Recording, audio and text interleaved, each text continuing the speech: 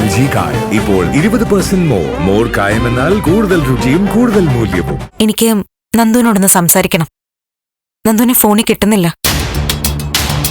അവിടെ ഉണ്ടെങ്കിൽ ഒന്ന് വിളിച്ചു തരാവോ? പറ്റില്ല. നീ അവനോട് സംസാരിക്കേണ്ട ആവശ്യമില്ല. ഞാൻ സംസാരിക്കണോ വേണ്ടിയൊന്ന് ഞാനല്ലേ അമ്മ തീരുമാനിക്കുന്നേ. ശരി, അമ്മ വിളിക്കണ്ട, ഞാൻ അങ്ങോട്ട് വരിക.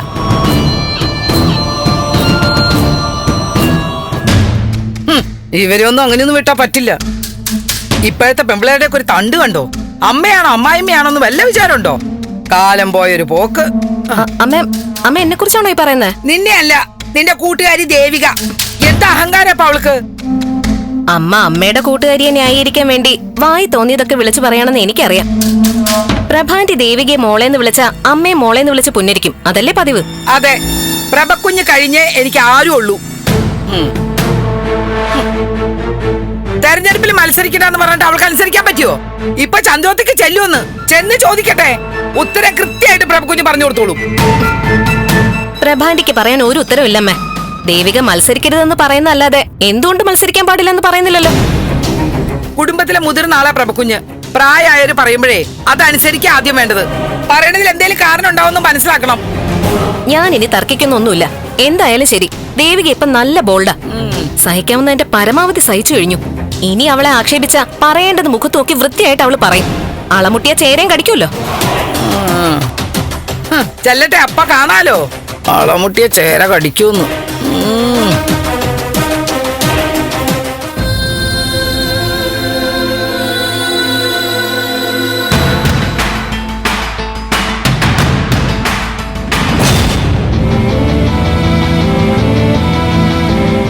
അമ്മേ,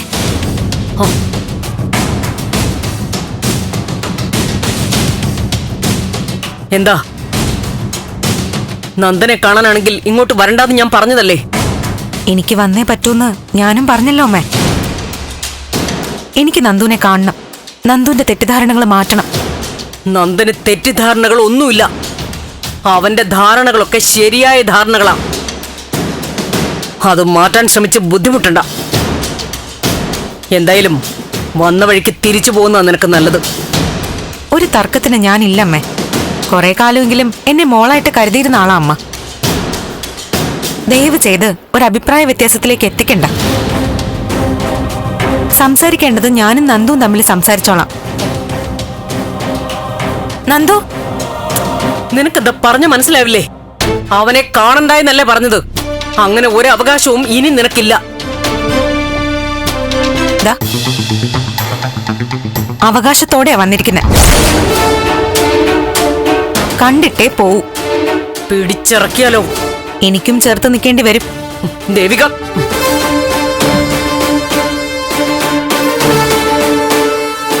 എന്താ ഇവിടെ? നിനക്ക് എന്ത് വേണം?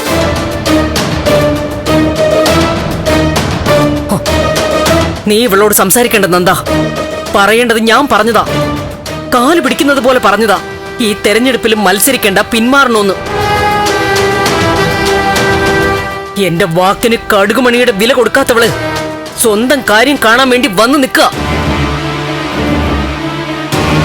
എനിക്ക് തരാത്ത പരിഗണന അങ്ങോട്ടും കൊടുക്കണ്ട. നന്ദു, നന്ദു എന്നോടൊപ്പം വരണം. എന്റെ വീട്ടിലല്ല, അരുന്ധതി മാഡത്തെ കാണാൻ. എന്റെ പേരിലുള്ള നന്ദുവിന്റെ സംശയങ്ങൾ എനിക്ക് മാറ്റണം. ഇതുവരെ സ്വയം മാറൂന്ന് കരുതി സമാധാനിച്ചു. ഇനി നോക്കിയിരുന്നാ പറ്റില്ല എന്ന് മനസ്സിലായി. നന്ദു വന്നേ, നമുക്ക് പോവാം. കണ്ടോടാ, ഇവള് അസല് രാഷ്ട്രീയക്കാരിയാ. ഇവള് കാണിച്ച കുഴപ്പങ്ങള് സോഷ്യൽ മീഡിയ പുറത്തു കൊണ്ടുവരുമെന്ന് തിരിച്ചറിഞ്ഞു. അപ്പൊ നിന്നെ കൂടെ നിർത്തണം. പേരിനൊരാളെ ഭർത്താവായിട്ട് കാണിച്ചാ പിന്നെ ആരോപണങ്ങൾ കുറെ ചെറുക്കല്ലോ. അതിനു വേണ്ടിട്ട് വന്നേക്ക. നന്ദുവിനോടൊപ്പം അല്ലാതെ ചന്ദ്രോത്ത് കാല് കുത്തില്ല എന്ന് ഉഗ്ര ശബ്ദം എടുത്ത ആളാ. 10 വോട്ട് കിട്ടാൻ വേണ്ടി പറഞ്ഞതൊക്കെ വിഴുങ്ങി. നന്ദു, ഞാനാ വിളിക്കുന്നേ. ഒന്ന് എന്റെ കൂടെ വാ. എന്തിന്? എന്നെ സത്യം ബോധിപ്പിക്കാനാണെങ്കിൽ ഇവിടെ നിന്ന് കാല് കഴിക്കണ്ട. സോഷ്യൽ മീഡിയയിൽ എന്തെങ്കിലും ആരോപണങ്ങൾ വന്നാൽ അനുഭവിച്ചോണം. പത്രസമ്മേളനത്തിലെ ഭർത്താവ് നന്ദനാണെന്ന് പറഞ്ഞ് മേൽവിലാസം ഉണ്ടാക്കാൻ നോക്കണ്ട. എന്റെ പേര് അനാവശ്യമായി എവിടെയെങ്കിലും പരാമർശിച്ച ഞാൻ പ്രതികരിക്കും. ഞാൻ സോഷ്യൽ മീഡിയയില് വലിച്ചു വാരി എഴുതും. വലിച്ചു വാരിയൊന്നും എഴുതണ്ട. ഒരൊറ്റ വരിയിൽ എന്തെങ്കിലും ഒന്ന് മോശമായിട്ട് എഴുതിയാ മതി, അടുത്ത നിമിഷമേ അകത്താ. ഒരു പെണ്ണിനെ അങ്ങ് ചുമ്മാ അവഹേളിക്കാന്നും പറഞ്ഞിറങ്ങിയാലേ വെള്ളം കുടിക്കും. കോടതി വരാന്ത കയറി ഇറങ്ങും. നീ എന്താടി പറയുന്നേ? അമ്മയുടെ കാര്യത്തിലും അതെ. ആവശ്യമില്ലാതെ ആക്ഷേപം കേൾക്കലൊക്കെ ദാ ഇന്ന് ഇവിടെ നിർത്തി.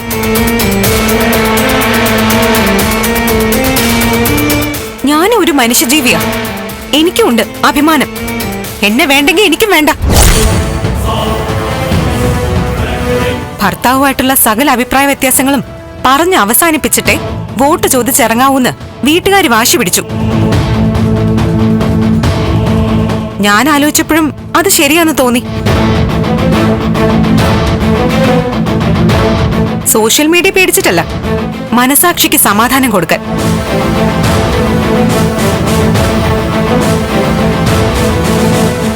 എന്തായാലും ഞാൻ ഇങ്ങോട്ട് വന്നത് നന്നായി. ഉറച്ച മനസ്സോടെ പൊതുപ്രവർത്തനത്തിന് ഇറങ്ങാനുള്ള ഒരു ഊർജം കിട്ടി. അടക്കി വെച്ചിരുന്നതൊക്കെ വിളിച്ചു പറയാൻ ഒരു അവസരവും കിട്ടി.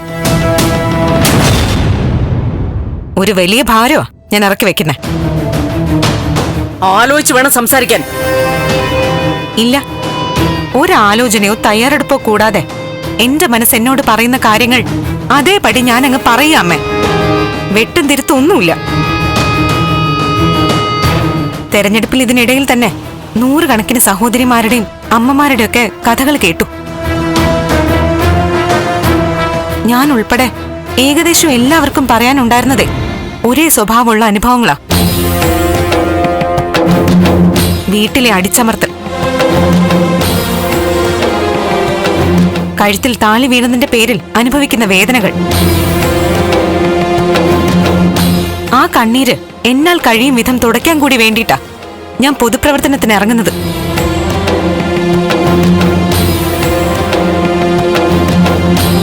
ഇതിനെ ഞാൻ സ്നേഹിക്കുന്നു, ബഹുമാനിക്കുന്നു. ഇതെന്റെ ജീവൻ കൂടിയാണെന്ന് ഞാൻ തിരിച്ചറിയുകയും ചെയ്യുന്നു.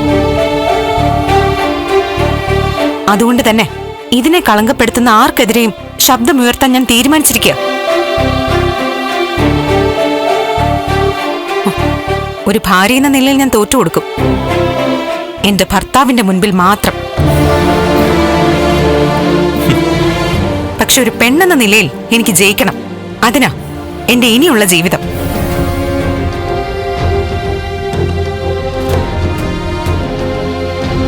ഞാൻ ഇറങ്ങാൻ നന്ദു. ഇനി നന്ദു സ്വയം അരുന്ധതി മാഡത്തിന്റെ വീട്ടിൽ പോയി കാര്യങ്ങൾ കണ്ട് മനസ്സിലാക്കി സ്വയം ബോധ്യപ്പെട്. അതും ആവശ്യമാണെന്ന് തോന്നുവാണെങ്കിൽ മാത്രം.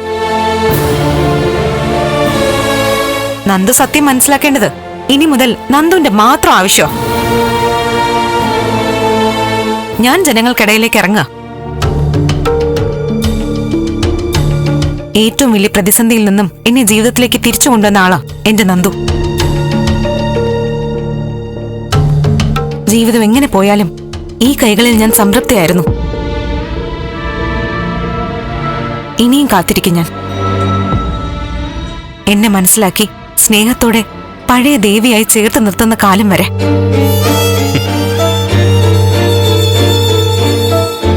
പോട്ടെ. ശരിയമ്മേ.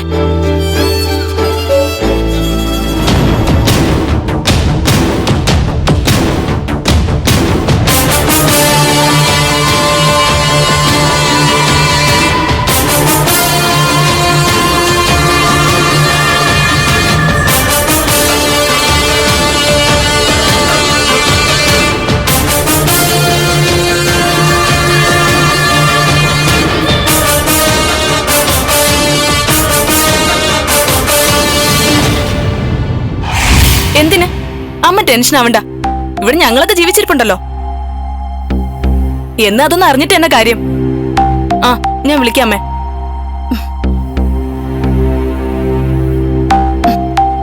അവൾ ആരാ അവളിങ്ങനെ ഷോ കാണിക്കാൻ? ഗിരി, എന്നാ അവളുടെ വീട്ടിലെത്തിക്കാമോ? അവരുടേതെന്ന് പറഞ്ഞ ആരുടെ വീട്ടില്? ദേവികയുടെ വീട്ടില്. അവള് നന്ദനെ കാണാൻ വേണ്ടി ചന്ദ്രോത്ത് ചെന്നിരുന്നു. ഒരു താണ്ഡവ നൃത്തം നടത്തിയിട്ടാ പോയതെന്ന്. ഒന്ന് വൃത്തിയുള്ള ഭാഷയെ പറ, എന്താ നടന്നേ? അവൾ അമ്മയെ വിളിച്ച് നന്ദനെ കാണാൻ വേണ്ടിയിട്ട് വീട്ടിലേക്ക് ചെല്ലൂന്ന് പറഞ്ഞു. അതിന്റെ ആവശ്യമില്ല, വരണ്ടാന്ന് അമ്മ പറഞ്ഞിട്ടും അവൾ ഇടിച്ചു കയറി ചെന്നു. ദേവിക ചെന്നതിന് കാരണം എന്താന്നാ പറഞ്ഞേ? അവളുടെ ചരിത്രം തെളിയിക്കാൻ. നന്ദന്റെ ധാരണയൊക്കെ തെറ്റാണെന്ന് നന്ദനെ മനസ്സിലാക്കി കൊടുക്കാനാണത്രേ. അതിനെന്താ? നന്ദനെയും കുട്ടി അവക്ക് മാഡത്തിന്റെ വീട്ടിലേക്ക് പോണോന്ന്. അത് പറ്റില്ല എന്ന് പറഞ്ഞപ്പോ അവളങ്ങ് തുടങ്ങിയത്രേ. എന്ത് തുടങ്ങിയെന്നാ? കഥാപ്രസംഗം. കഥാപ്രസംഗം? ആ, ഏതാണ്ടൊക്കെ അതുപോലെ ആയിരുന്നു പറഞ്ഞേ. രജനി, നീ ഒന്ന് തെളിച്ച് പറയുന്നുണ്ടോ? സ്ത്രീ വിമോചനം, താലിയുടെ ഭാരം, ഭാര്യമാരുടെ അടിമത്വം, അങ്ങനെ എല്ലാം കൂടി ചേർത്ത് ഒരു പ്രസംഗം നടത്തിയെന്ന്. പിന്നെ ഇനി അവളുടെ കളങ്കം തെളിയിക്കാൻ അവള് വരില്ലെന്നും നന്ദന് വേണമെങ്കിൽ നന്ദൻ തെളിയിക്കട്ടെ എന്ന് പറഞ്ഞ് ഇറങ്ങി പോയെന്ന്. അടിപൊളി. അപ്പൊ ദേവിക്കൊരു ഷെയ്ക്കേറ്റ് കൊടുക്കേണ്ടതാ. ഷെയ്ക്കാൻഡോ? ചെകിട്ടത്തായിരുന്നു കൊടുക്കേണ്ടത്. രജനി, ചന്ദ്രോത്തിന്റെ നടയിൽ കാല് കുത്താനുള്ള അർഹതയുണ്ട് അവൾക്ക്. ഇപ്പൊ അകത്ത് കയറി വന്ന് അമ്മയും നന്ദനെയൊക്കെ സ്ത്രീ വിമോചനം പഠിപ്പിക്കുന്നു. അതെ, നിന്റെ വർത്താനം കേൾക്കുമ്പോൾ എനിക്ക് ശരിക്കും ചിരിയാ വരുന്നത്. ഞാനൊന്ന് ചോദിക്കട്ടെ, മുമ്പ് ദേവിക എന്ന് പറയുമ്പോൾ നിനക്ക് കണ്ണിലെ കൃഷ്ണമണിയായിരുന്നല്ലോ. ഇന്ന് അവളുടെ ഇഷ്ടത്തിന് ചില കാര്യങ്ങൾ ചെയ്തപ്പോ കണ്ണില് കരടായി അല്ലേ? പെണ്ണുങ്ങളെ മുഖത്ത് നോക്കി കാര്യം പറഞ്ഞ അത് കഥാപ്രസംഗവും താണ്ഡവും. ആണുങ്ങൾ പറയുമ്പോ അത് ആണത്തം അല്ലേ? ഗിരി, ദേവിക തെറ്റ് ചെയ്തു എന്ന് വ്യക്തമായി കഴിഞ്ഞിട്ടും അവളെ ന്യായീകരിക്കാൻ നിൽക്കരുത്. അവള് തെറ്റ് ചെയ്തു എന്ന് ആർക്കാ വ്യക്തമായത്? നിനക്ക് വ്യക്തമായോ? എന്തായാലും എനിക്ക് തെളിവൊന്നും കിട്ടിയിട്ടില്ല. നന്ദൻ കണ്ടതോ അമ്പലത്തിൽ വെച്ച്? നന്ദൻ അമ്പലത്തിൽ വെച്ചല്ലേ കണ്ടത്, ബെഡ്റൂമിൽ വെച്ചൊന്നുമല്ലല്ലോ. ഗിരി, പിന്നല്ലാതെ കൃത്യമായിട്ട് ആർക്കും ഒന്നും അറിയില്ല. എന്നിട്ട് ഒരു ഉളുപ്പും ഇല്ലാതെ ഒരു പെണ്ണിനെ അങ്ങ് തേജോവധം ചെയ്യാം. ആണമുട്ടിയ ചേരയെ കടിക്കുന്നു പറയില്ലേ? ദേവികയുടെ പ്രതികരണം അതാ. അതെന്തായാലും നന്നായി. നീ നോക്കിക്കോ, ഇന്നിപ്പോ രണ്ടുപേരുടെ മുന്നിലല്ലേ അവള് പ്രസംഗിച്ചത്. ഇനി അങ്ങോട്ടെ ആയിരങ്ങളും പതിനായിരങ്ങളും ആയിരിക്കും അവളുടെ പ്രസംഗം കേൾക്കാൻ നിൽക്കുന്നത്. എന്തൊക്കെയാ സംഭവിക്കാൻ പോകുന്നതെന്ന് നീ കാത്തിരുന്ന് കണ്ടോ.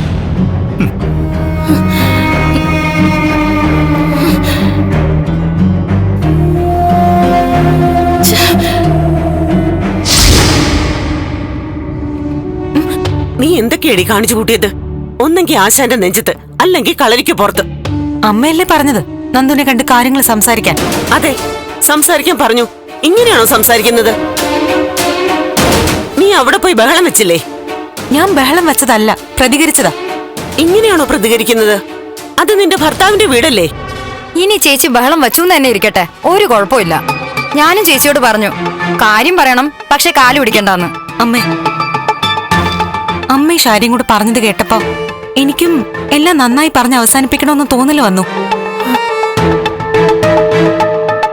അവര് ഞാൻ പറഞ്ഞൊന്നും കേൾക്കാൻ കൂട്ടാക്കിയില്ല, ആക്ഷേപിച്ചു. കേട്ടു നിൽക്കുന്നതിനൊരു പരിധിയില്ലേ? അവസാനം പറയേണ്ടതൊക്കെ കൃത്യമായിട്ട് പറഞ്ഞു. നന്നായി ചേച്ചി.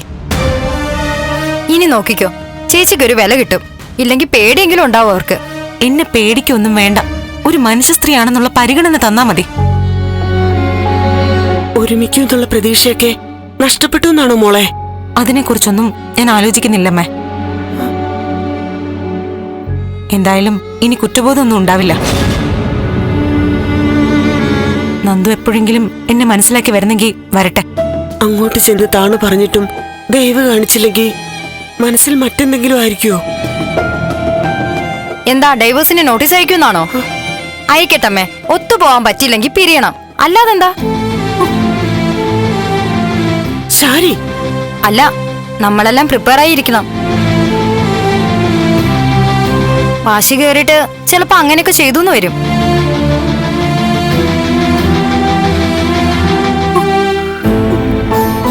മോളെ, നീ എന്തൊക്കെയാടി പറയുന്നേ? സ്വന്തം ചേച്ചിയോട് വേർപിരിഞ്ഞ് ജീവിക്കാനാണോ പറയുന്നേ? അപ്പോഴത്തെ ഫ്ലോയിൽ അങ്ങ് പറഞ്ഞു പോയതാ അമ്മേ. ചേച്ചിയുടെ വിഷമമൊക്കെ ഞാൻ മാറ്റിക്കോളാം. എന്തായാലും ചേച്ചിക്ക് പ്രസംഗിക്കാൻ പറ്റിയൊരു വിഷയം കിട്ടി.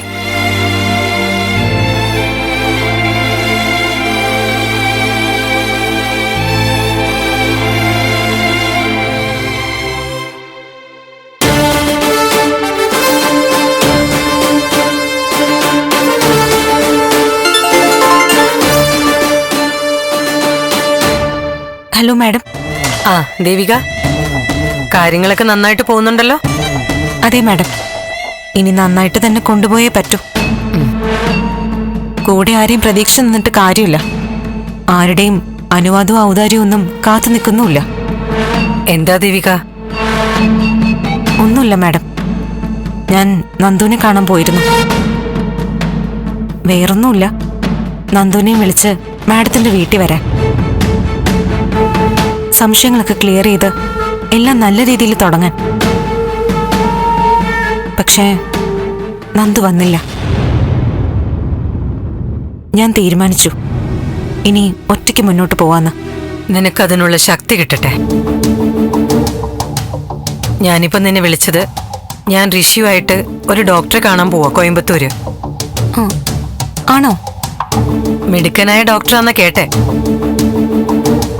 നട്ടെല്ല് തകർന്ന് കിടപ്പിലായ ധാരാളം പേരെ ഭേദപ്പെടുത്തിയിട്ടുണ്ട്. അദ്ദേഹത്തിന്റെ 1-2 ലേഖനങ്ങളും വായിച്ചു. എന്തോ ഒരു പ്രതീക്ഷ. അതുകൊണ്ടാ കാണാൻ പോവാന്ന് വിചാരിച്ചേ. നാളെ രാവിലെ പോയി രാത്രിയോടെ മടങ്ങി വരും. ദേവികയുടെ പ്രാർത്ഥനകൾ ഉണ്ടാവണം.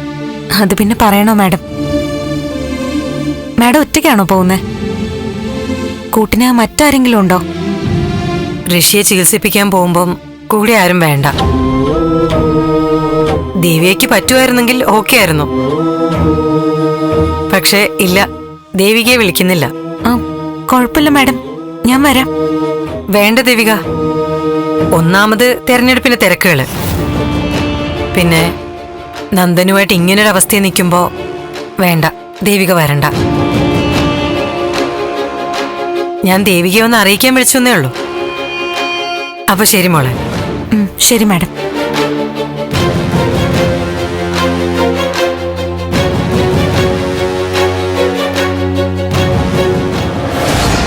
അമ്മേ, ചായ ഉണ്ടാക്കില്ലേ? എന്താടി നിന്റെ ചേച്ചി പ്രസംഗം പഠിച്ചോ? സംഗതി ഞാൻ എനിക്ക് പറ്റുന്ന രീതിയിലൊക്കെ പറഞ്ഞു കൊടുത്തിട്ടുണ്ട്. പക്ഷെ ചേച്ചിയുടെ ഉള്ളില് പറയാനുള്ള ഒരുപാട് പോയിന്റ്സ് ഉണ്ടെന്നാ പറയുന്നേ. എന്താവോ എന്തോ.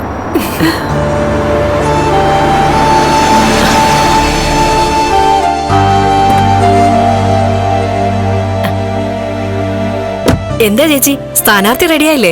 അവള് ചേച്ചി എവിടെടി? 7 മണിക്കല്ലേ സമ്മേളനം, ഇപ്പോഴേ പോണോ? ജാഥ എത്തിക്കഴിഞ്ഞാ ഉടനെ സമ്മേളനം തുടങ്ങും. മഴയൊക്കെ അല്ലേ, കഴിവതും നേരത്തെ നിർത്തണം. മോളെ പെട്ടെന്ന് ചേച്ചി വിളിച്ചോണ്ട് വാ. വരൂ, അകത്തിരിക്കാം. അയ്യോ വേണ്ട ചേച്ചി, ഇരിക്കാൻ സമയമില്ല. ജാഥ വേട്ടമൊക്കെ എത്തിയെന്നാ പറഞ്ഞേ. ഓ,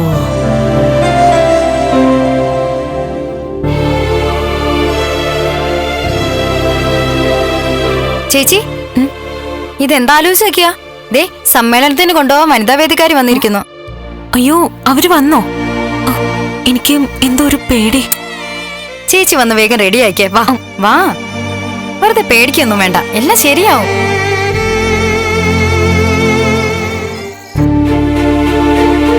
ആ ആണോ? അയ്യോ, ഞാൻ ആ കാര്യം ഓർത്തില്ല. ഞാൻ വീട്ടിലുണ്ട്. ഞാൻ നോക്കട്ടെ. ദേവിക പൊതുയോഗത്തിൽ സംസാരിക്കുന്നുണ്ടെന്ന്. സത്യത്തിൽ എനിക്ക് പ്രസംഗിക്കാനൊന്നും അറിയില്ല. അതൊരു കണക്കിന് നന്നായി.